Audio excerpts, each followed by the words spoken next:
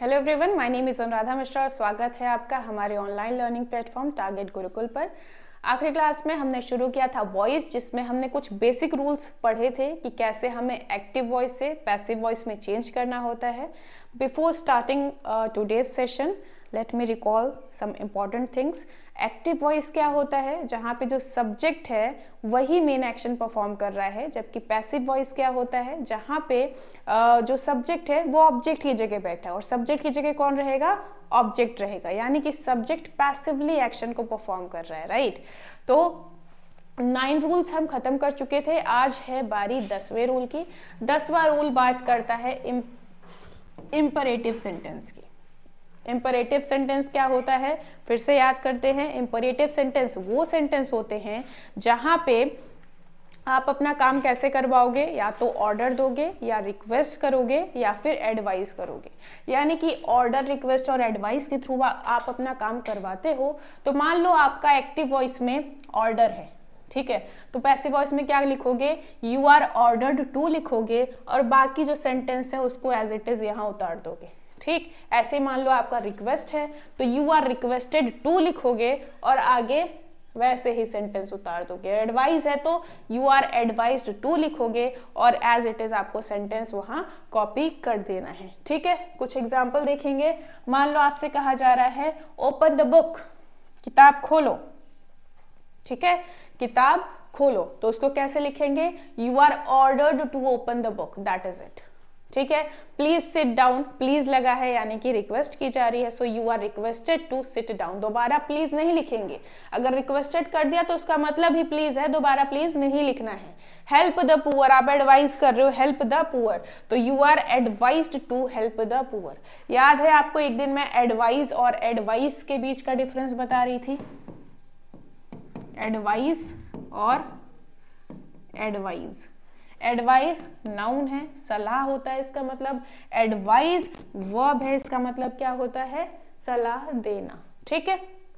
Okay, मान लो कोई sentence है जिसमें आप कंफ्यूज हो कि सामने वाला एडवाइस दे रहा है या ऑर्डर दे रहा है। ऑर्डर दे रहा है, एडवाइस दे रहा है, तो आपको क्या करना है? ना ऑर्डर लिखना है ना एडवाइस लिखना है, सीधे लिखना है यू आर आस्क्ड टू या यू आर टोल्ड टू, आगे सेंटेंस एज इट इज आप लिख दोगे, ठीक है। ये हो गया, बस इतनी सी बात थी इंपरेटिव में। अब अगली बात हम करने वाले हैं थोड़ा सा इंपॉर्टेंट। मान लो लेट लिखा हुआ है, लेट से शुरू है आपका सेंटेंस। कुछ इस तरह का है कि लेट लिखा है, फिर पहला ऑब्जेक्ट है, फिर V1 है, फिर दूसरा ऑब्जेक्ट है।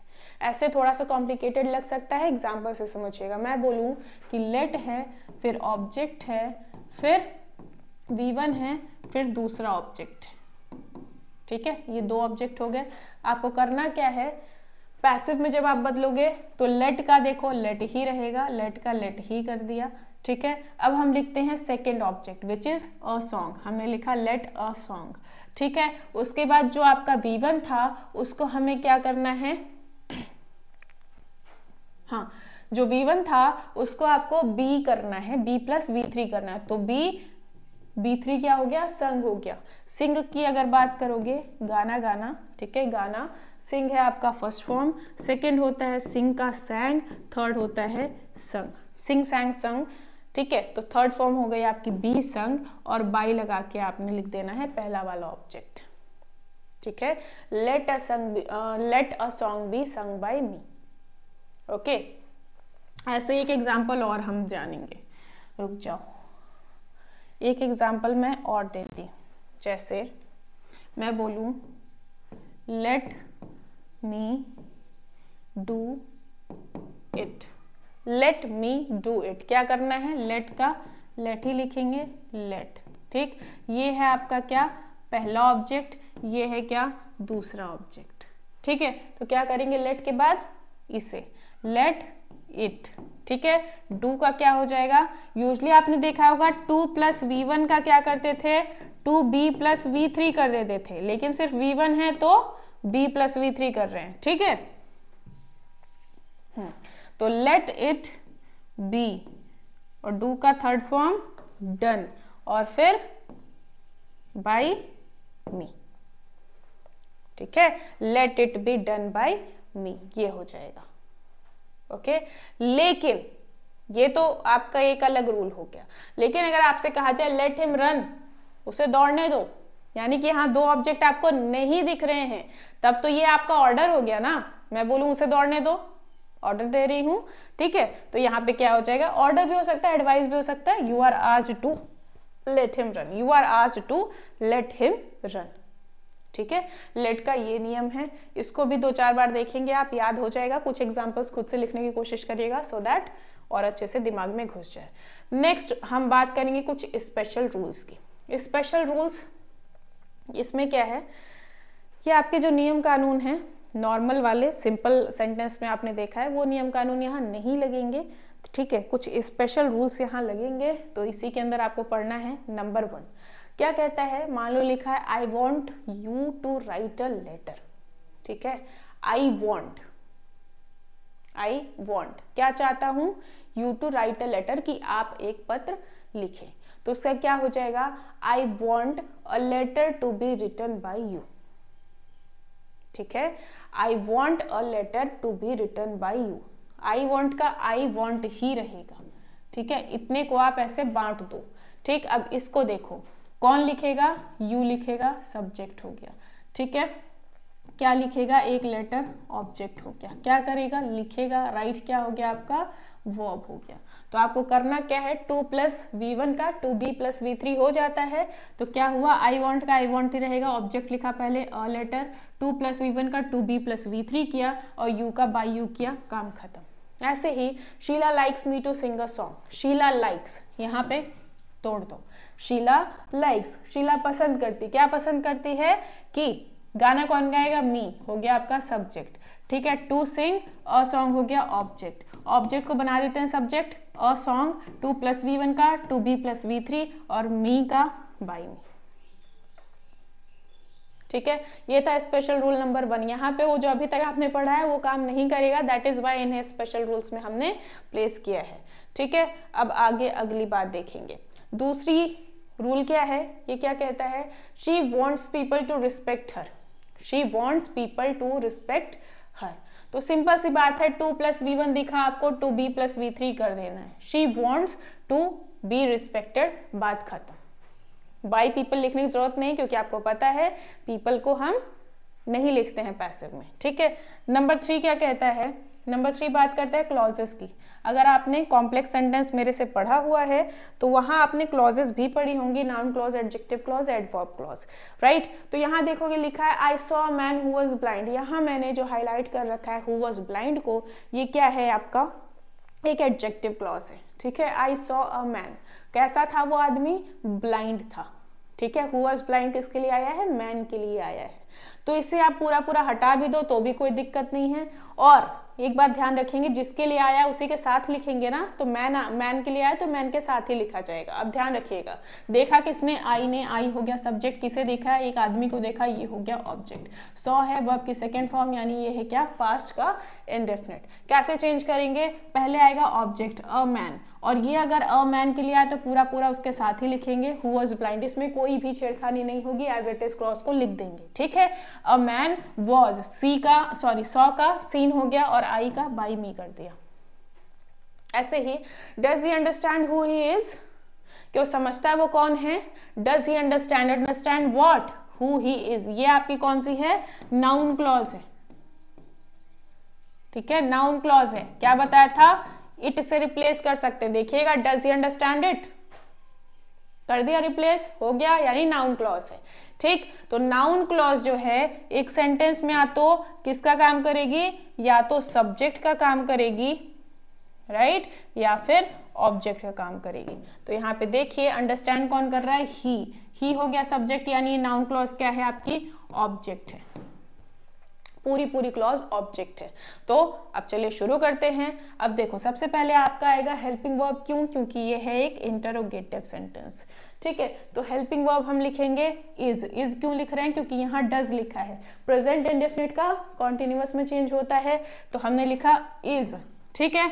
फिर ये पूरी क्लॉज आपकी आ गई ऑब्जेक्ट के केस में, हु ही इज। किसी किसी को लग सकता है कि भाई दो इज कैसे हो गया, ये तो गलत है, गलत नहीं है, ठीक है। ये क्लॉज का इज है, वो पूरे सेंटेंस का इज है, okay, is, who, he is, object आ गया यानी सब्जेक्ट के तौर पे। अब आएगा क्या आपका वर्ब का थर्ड फॉर्म अंडरस्टूड और ही का बाय हिम। ऐसे he did you know what I am, sorry do you know what I am, do you know it, it से रिप्लेस कर सकते हैं यानी ये क्या है आपकी नाउन क्लॉज है। ठीक है, नो कौन कर रहा है, यू कर रहा है, यू क्या हो गया सब्जेक्ट हो गया यानी ये पूरी क्लॉज क्या है ऑब्जेक्ट है।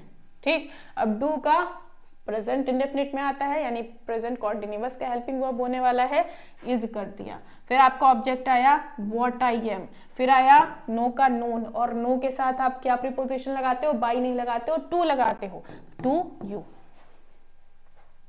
ये था आपका special rule number 3। I hope समझ आया होगा, नहीं समझ आया होगा एक बार और इसको रिपीट करके देखना, समझ आ जाएगा।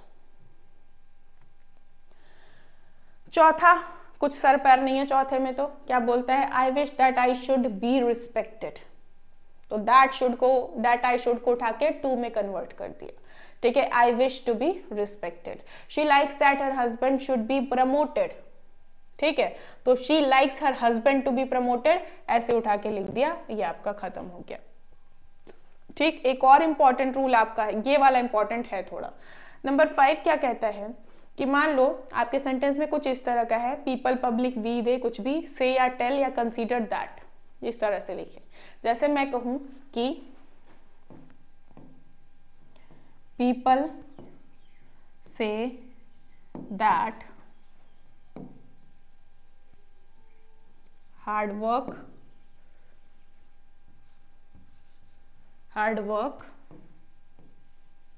Page of.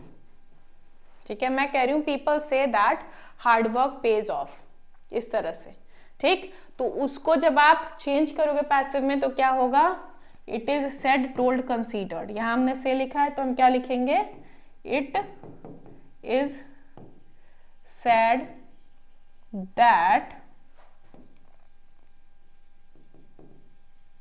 Hard work page of. ठीक है, अगर लिखा है people say that hard work page of तो उसका क्या हो जाएगा passive, it is said that hard work page of. ठीक, ये आपका था रूल नंबर इसका 5, किसका, स्पेशल रूल का। आई होप समझ आया होगा। इस एग्जाम्पल को चाहो तो नोट डाउन कर सकते हो, मैं हट जा रही हूँ, स्क्रीनशॉट ले लो इफ यू वांट, वरना फिर मैं जा रही हूँ इसको इरेज करने।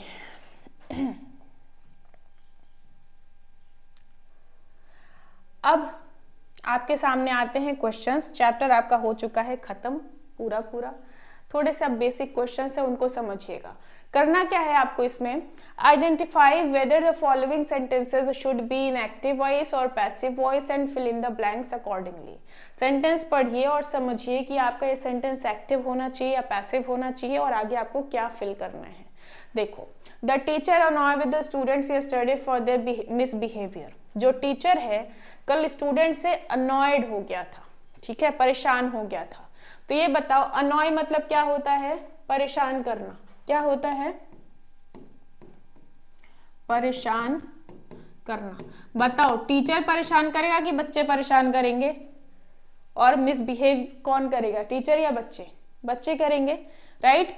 टीचर बैठा है सब्जेक्ट की जगह, टीचर अनॉय नहीं करेगा, यानी ये वॉइस कौन सी हो गई, पैसिव वॉइस। सब्जेक्ट की जगह बैठा है लेकिन काम नहीं कर रहा है, ठीक है, कैसी वॉइस है, पैसिव वॉइस है।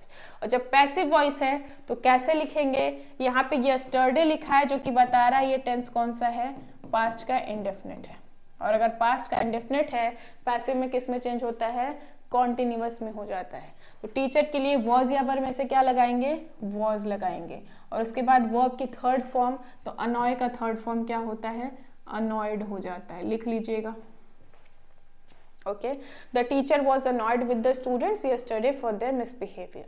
Number 2 आता है, the criminals should punish at the earliest. Punish मतलब क्या होता है, दंड देना, ठीक है, दंड देना। अब बताओ क्रिमिनल दंड देंगे या क्रिमिनल को दंड दिया जाएगा, क्रिमिनल को दंड दिया जाएगा, यानी क्रिमिनल सब्जेक्ट की जगह बैठे हैं लेकिन ये सब्जेक्ट का काम कर नहीं रहे हैं। तो ये क्रिमिनल्स क्या हो गए, आपके ऑब्जेक्ट है, यानी ये वॉइस क्या हो गया, पैसिव, ठीक है, ये वॉइस क्या हो गया, पैसिव वॉइस हो गया। तो हम क्या करेंगे, शुड है तो शुड का क्या होता है, शुड बी हो जाता है, हम लिखेंगे शुड बी, और थर्ड फॉर्म क्या हो गया, पनिश्ड हो गया, राइट। नेक्स्ट देखिएगा, I convince then that he, be family का कुछ आएगा, वर्किंग हार्ड। फिर मैं कन्विंस हो गया कि वो मेहनत कर रहा था। कन्विंस कौन हो रहा है, मैं हो रहा हूं, मैं ही सब्जेक्ट की जगह बैठा हूं, that means it is an active voice. तो आई के बाद, आई के साथ हमें क्या लिखना है, वॉज आएगा, आई वॉज कन्विंस्ड देन, मैं फिर कन्विंस्ड हो गया दैट ही, बी फैमिली के लिए लिखना है, पास्ट के लिखना है, तो क्या लिखेंगे, he was working hard. Next आते हैं, prohibition in many states enforce lately by the state governments. Lately बताया था आपको, सिर्फ और सिर्फ कहाँ आता है, प्रेजेंट के परफेक्ट में आता है, राइट, प्रेजेंट के परफेक्ट में आता है। इन्फोर्स मतलब लागू करना, ठीक है, लगाना। तो प्रोहिबिशन खुद कुछ लगाएगा या प्रोहिबिशन गवर्नमेंट लगा रही, प्रोहिबिशन मतलब प्रोहिबिट करना, निषिद्ध करना, वहां पे आप कुछ नहीं करेंगे, वहां आप नहीं जा सकते, ठीक है। तो प्रोहिबिशन को लगाया गया है, प्रोहिबिशन ने कोई काम नहीं किया है लेकिन सब्जेक्ट की जगह बैठा है, यानी वॉइस कौन सी हो गई आपकी, ये पैसिव वॉइस हो गई, ठीक है। मैनी स्टेट्स, और ये क्या होता है, हैज या हैव होती है, प्रेजेंट परफेक्ट में हैज या हैव आपकी हेल्पिंग वर्ब होती है, पैसिव में इनके साथ बीन और लग जाता है। तो prohibition in many states has been, ठीक है, और आगे इनफोर्स का थर्ड फॉर्म इनफोर्स्ड, ठीक है, इनफोर्स कर देंगे।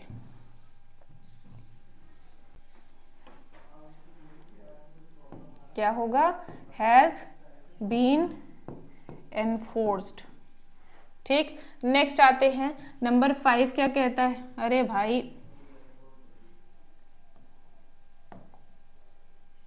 नंबर 5 कहता है, his parents disappoint when he did not arrive at the function. जब वो फंक्शन पे नहीं पहुंचा तो उसके पेरेंट्स डिसअपॉइंटेड हो गए, ठीक है। पेरेंट्स डिसअपॉइंट मतलब निराश होना, पेरेंट्स निराश कर नहीं रहे हैं, हो रहे हैं, यानी कि ऑब्जेक्ट है, सब्जेक्ट की जगह बैठा है, तो क्या होगा, हिज पेरेंट्स वर डिसअपॉइंटेड, ठीक है, डिसअपॉइंटेड लिख लीजिएगा इसको। His parents were disappointed when he did not arrive at the function, ठीक है, ये हो गया। अब हम बात करेंगे नेक्स्ट क्वेश्चन की।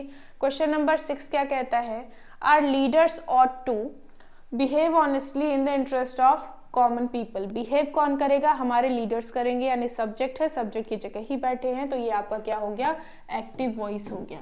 एक्टिव वॉइस है तो कुछ करने की जरूरत नहीं है, बिहेव का बिहेव ही लिख देंगे, काम खत्म। नंबर 7 क्या कहता है, children should interest with responsibility to make them feel responsible. Interest मतलब विश्वास करना सामने वाले पे, तो बच्चे विश्वास करेंगे, यहाँ इस सेंटेंस में बच्चों पर विश्वास करने की बात कही जा रही है।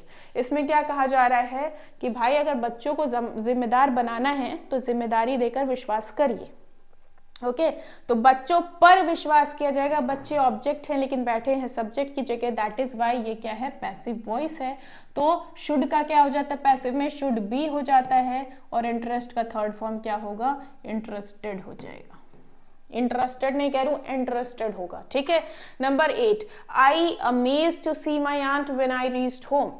जब मैं घर पहुंचा तो मेरी आंट को देख के मैं अमेज्ड हो गया, ठीक। यहाँ अमेज मतलब क्या होता है, अमेज करना, आश्चर्यचकित करना सामने वाले को। यहाँ पे मैं हो रहा हूं, मैं कर नहीं रहा हूं, ठीक है। आंटी जी बैठी हैं, समोसे दबाए जा रही हैं और मैं उनको देख के आश्चर्यचकित हो गया। तो हम क्या लिखेंगे कि जब मैं घर पहुंचा, यानी पास्ट की बात है, I was amazed, I was amazed. Tense कौन सा है आपका, पास्ट का है, ठीक है, और वॉइस क्या है, पैसिव है। My father please when he sees my brothers report card. मेरे पिताजी खुश हो जाते हैं जब वो देखते हैं मेरे भाई का रिपोर्ट कार्ड। अब देखो, प्लीज करना का मतलब होता है खुश करना सामने वाले को, यहाँ पिताजी खुश कर नहीं रहे हैं, खुश हो रहे हैं, यानी फिर से क्या है, पैसिव वॉइस है। माई फादर इज प्लीज्ड, ठीक है। Next, the eldest son bear the burden of the whole family these days, जो सबसे बड़ा बेटा है वो बियर करता है यानी सहन करता है, झेलता है पूरे परिवार का बोझ इन दिनों। ठीक है, तो बड़ा भाई जो है वही झेल रहा है, वही सब्जेक्ट की जगह बैठा है, यानी ये है आपका active voice. Eldest son bears कर देंगे। बियर्स क्यों किया? क्योंकि ये है आपका सिंगुलर और है प्रेजेंट का इंडेफिनेट, तो हमने वर्ब की फर्स्ट फॉर्म में एस लगानी पड़ेगी, तो हमने लगा दी। ठीक है, ये थे 10 क्वेश्चन। कुछ और क्वेश्चंस हैं, उनको भी ध्यान से देखिएगा। हाँ, बी का कोई फॉर्म लगाना है। I wonder where Atul lately. अब बी का कोई फॉर्म लगाना है, आप क्या लगाओगे? ठीक है, I wonder where Atul lately. मैं आश्चर्य करता हूं कि हाल फिलहाल में अतुल कहाँ हैं। ठीक है, Atul has been lately. Has ही क्यों लगाया? क्योंकि लेटली कहाँ आता है? प्रेजेंट के परफेक्ट में। I wonder where Atul has been lately. ठीक है, where be you an hour ago. Be family, be मतलब क्या है? बी फैमिली से कुछ लगाना है। ठीक है, वेयर, अब यहां हम क्या लगाएं? 1 घंटा पहले तुम कहाँ थे? कहाँ थे? पास्ट का इंडेफिनिट। पास्ट के इंडेफिनिट में होने के लिए क्या लगाते हैं? वॉज वर लगाते हैं। क्या लगा दें? Where were you an hour ago. Mister Bhargava, be family का कोई यहाँ आने वाला है। Our family doctor since long. Mister Bhargava जो है लंबे समय से हमारे फैमिली डॉक्टर रहे हैं। ठीक है, तो मिस्टर भार्गवा हैज बीन, रहे हैं, has been our family doctor since long. My friend, फिर यहाँ बी फैमिली की कुछ आने वाली है। My friend be in Mumbai for 10 years when I transfer there last month. मेरा फ्रेंड मुंबई में 10 सालों से रह रहा था। ठीक है, मेरा फ्रेंड मुंबई में 10 सालों से था। My friend had been, has नहीं, sorry, had been in Mumbai. ठीक है, 10 सालों से। व्हेन आई ट्रांसफर, ट्रांसफर मतलब ट्रांसफर करना। ठीक है, और मैं ट्रांसफर कर नहीं रहा हूं, मेरा खुद का ट्रांसफर हो रहा है, तो आई was transferred। I was transferred। ध्यान दीजिएगा, कहाँ ट्रांसफर्ड लिखना है, कहाँ was ट्रांसफर्ड करना है। ठीक है, everybody presumes that she may be present at the time of her brother's marriage next month। यहाँ पे कुछ करना ही नहीं है, may का may be कर देना है, हो गया। ठीक है, number 6, he be ill for the last 10 days when his wife visit him yesterday। Wife ने उसको कल विजिट किया, यानी ये वाली चीज तो आपकी एक्टिव वॉइस होगी। विजिट किसने किया? वाइफ ने, वही सब्जेक्ट की जगह बैठी है। ठीक है, और yesterday यानी कि पास्ट इंडेफिनिट, यानी विजिट का क्या हो जाएगा? विजिटेड हो जाएगा। पहले वाले में क्या होगा, जरा ध्यान से सोचो। ही, वाइफ ने विजिट किया है और उसके पहले भी वो बीमार था, यानी कि पास्ट परफेक्ट हो जाएगा, है ना? तो क्या होगा? ही हैड बीन इल, वो बीमार था। He had been ill for the last 10 days when his wife visited him yesterday. ठीक है, अगला आते हैं हम नेक्स्ट वाले पर। नेक्स्ट क्या कहता है? ही 20 now, next year he an adult. दोनों में ही आपको बी फैमिली से कुछ भरना है। ठीक है, तो अभी के लिए ही के साथ हम क्या लगाएंगे? He is 20 now. अभी वो क्या है? 20 साल का है। और अगले साल वो एक अडल्ट हो जाएगा। 20 साल में भी अडल्ट नहीं हो रहा है, पता नहीं कौन सा रोहित मेहरा है ये। Next year he will be an adult. ठीक है, नंबर 8 क्या कहता है? द मिल्क मैन, यहां भी बी फैमिली की एक वर्ब आने वाली है। Absent since last Sunday. जो मिल्कमैन है हमारा, दूध वाला है, वो पिछले संडे से एब्सेंट है। ठीक है, पिछले संडे से एब्सेंट है, यानी अभी तक है। तो the milkman has been absent, कि अभी तक है, अभी तक नहीं आया है, गायब है। ठीक है, ही, बी फैमिली की एक वर्ब आएगी। In Delhi for 10 years when I went there. When I went there past indefinite है। ठीक है, क्या है, पास्ट इंडेफिनिट है। और दूसरी क्लॉज जो है वो क्या होनी चाहिए, फिर पास्ट परफेक्ट होनी चाहिए, क्योंकि उससे भी पहले की बात है। उससे भी पहले की बात है तो सीधे हम क्या लगा देंगे, हैड लगा देंगे, और हैड के आगे बी फैमिली लगानी है तो had been. He had been in Delhi for 10 years when I went there. तो आई होप ये चीजें आपको समझ आई होंगी, आपको एक्टिव और पैसिव वॉइस समझ आया होगा, कैसे आप पहचानते हो एक्टिव वॉइस है कि पैसिव वॉइस है। और प्लीज 2-4 बार रिवीजन कर लेना, क्योंकि अगला जो टॉपिक पढ़ेंगे हम वो होगा नरेशन। तो नरेशन में चीजें थोड़ी क्लियर रहें, उसके लिए इसको अच्छे से थोड़ा पढ़ लेना, क्योंकि कंफ्यूजन हो जाती है। ठीक है, तो आज की क्लास वाइंड अप करने से पहले एक बार फिर से हम ध्यान देंगे, हमने क्या पढ़ा है, वॉइस पढ़ा है। ठीक है, वॉइस पढ़ा है, कितने टाइप का होता है, 2 टाइप का, एक तो एक्टिव, दूसरा पैसिव। नॉर्मल एक सेंटेंस में सब्जेक्ट ही सब्जेक्ट का काम करता है, ठीक है, और पैसिव होगा तो क्या होगा, सब्जेक्ट की जगह कौन बैठ जाएगा, ऑब्जेक्ट आके बैठ जाता है। ठीक है, यानी कि ये जो सब्जेक्ट की जगह बैठा है वो मेन एक्शन परफॉर्म नहीं कर रहा होगा। अगली बात आपने क्या देखी, वॉइस में हमेशा वर्ब की 3rd फॉर्म लगती है। अगर आप हेल्पिंग वर्ब की बात करोगे तो हेल्पिंग वर्ब के बारे में हमने क्या देखा है, हेल्पिंग वर्ब के बारे में क्या देखा है, अगर एक्टिव में आपका इंडेफिनिट है, ठीक है, तो पैसिव में क्या होगा, कॉन्टिन्यूअस होगा। कॉन्टिन्यूअस है तो क्या हो जाएगा, कॉन्टिन्यूअस प्लस बीइंग हो जाएगा। ठीक है, हैव फैमिली है तो उसमें क्या करते हो, हैव फैमिली प्लस बीन कर देते हो। ठीक है, वैसे अगर इसमें क्या है, रिमेनिंग फैमिली है तो इसमें क्या करते हो, रिमेनिंग प्लस बी कर देते हो। ये सारी चीजें आपको बहुत अच्छे से ध्यान रखनी है। फिर आपने देखा था एक रूल भी था जहां पे कुछ वर्ब्स के बाद हम बाई नहीं लगाते हैं, अलग अलग प्रीपोजिशन लगाते हैं। नॉन ऑब्लाइज्ड के साथ हम टू लगा रहे थे, इंटरेस्टेड कंटेंट के साथ इन लगा रहे थे, वो जो एस्टोनिश्ड वाला था उसमें हम एट लगा रहे थे। ठीक है, प्लीज्ड और सेटिस्फाइड के साथ हम विथ लगा रहे थे। ठीक है, तो ये सारी चीज़ें बहुत अच्छे से ध्यान रखेंगे। स्पेशल रूल से एक बार पढ़ लीजिएगा। ठीक, मेन ये है कि आपको एक्टिव वॉइस और पैसिव वॉइस पहचानने आनी चाहिए। तो आप बस यही देखेंगे कि जो सब्जेक्ट की जगह बैठा है क्या सच में वो काम कर रहा है या बस ऐसे ही है। ओके, चलिए ठीक है, आज के लिए इतना रहेगा। मैं चलती हूँ, टाटा बाय बाय, टेक केयर, और पढ़ते लिखते रहो। जय हिंद।